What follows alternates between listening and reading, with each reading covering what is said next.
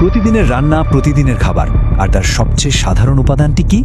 ঠিক ধরেছেন, সয়াবিন তেল। কিন্তু এই তেলের প্রতিটি ফোঁটার সাথে অজান্তে আমাদের শরীরে অন্য কিছু ঢুকছে না তো? সম্প্রতি একটি দারুণ কিন্তু বেশ উদ্বেগজনক বৈজ্ঞানিক গবেষণায় এমন কিছু তথ্য উঠে এসেছে যা আমাদের রীতিমতো চমকে দিয়েছে। রান্নার তেলের ভেতর আসলে কি লুকিয়ে আছে? সত্যি বলতে এই প্রশ্নটা আমরা সচরাচর করি না। আমরা বাজার থেকে তেল কিনি, নিশ্চিন্তে রান্না করি।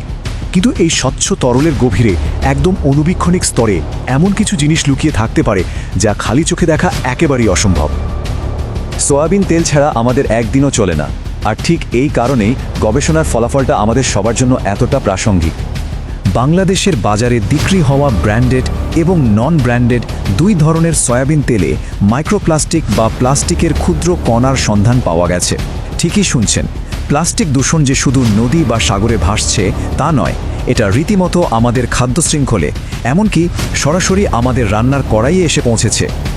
চলুন Journal of Food Composition and অ্যানালাইসিসে প্রকাশিত এই গবেষণার পেছনের পদ্ধতিটা একটু দেখে নিই।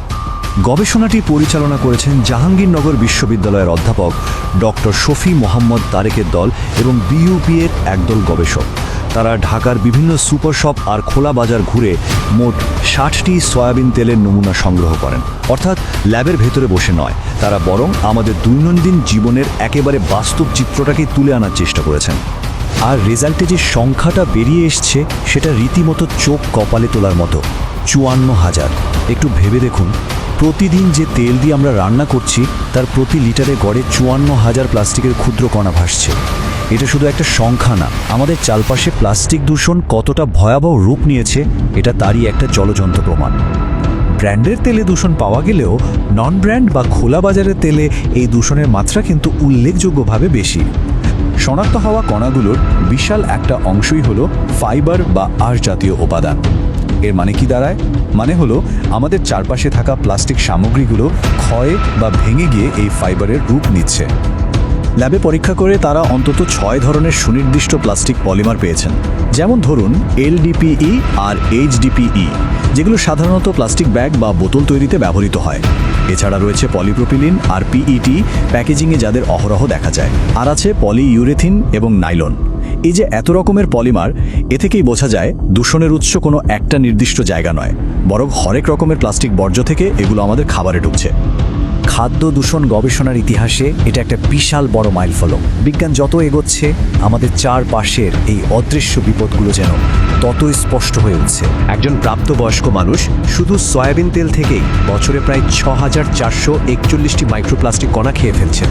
কিন্তু বাচ্চাদের ক্ষেত্রে সংখ্যাটা কত জানেন? প্রায় 28,180টি। বিশেষজ্ঞরা সাপ্লাই চেনের 4টি অত্যন্ত গুরুত্বপূর্ণ ধাপ চিহ্নিত করেছেন: উৎপাদন, সংরক্ষণ, পরিবহন এবং প্যাকেজিং। তারা জোরালোভাবে বলছেন যে ভবিষ্যতে বড় কোনো ঝুঁকি এড়াতে হলে এই প্রতিটি ধাপে কঠোর নজরদারি আর নিয়মিত টেস্টিংয়ের ব্যবস্থা করতে হবে। তাদের মতে শুধু সয়াবিন তেল পরীক্ষা করলেই হবে না, এই কঠোর নজরদারি সরিষার তেল, পাম তেল, সূর্যমুখী তেল সহ অন্যান্য নিত্যদিনের খাবারের ক্ষেত্রেও দ্রুত সম্প্রসারিত করা প্রয়োজন। কারণ আমরা তার প্রতিদিন শুধু এক ধরনের খাবারই খাই না, তাই না?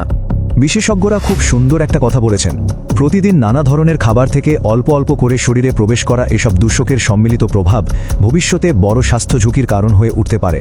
অর্থাৎ শুধু সয়াবিন তেল হয়তো আজই আমাদের বড় কোনো ক্ষতি করছে না, কিন্তু দীর্ঘমেয়াদে নানা উৎস থেকে আসা এই মাইক্রোপ্লাস্টিক যখন শরীরে জমতে থাকবে, তখন সেটা নিশ্চিতভাবেই একটা বড় চিন্তার কারণ হয়ে দাঁড়াবে। দেশের ও দেশের বাইরে যে কোনো খবর সবার আগে পেতে আমাদের সাথেই থাকুন ও চ্যানেলটি সাবস্ক্রাইব করুন। ধন্যবাদ সবাইকে।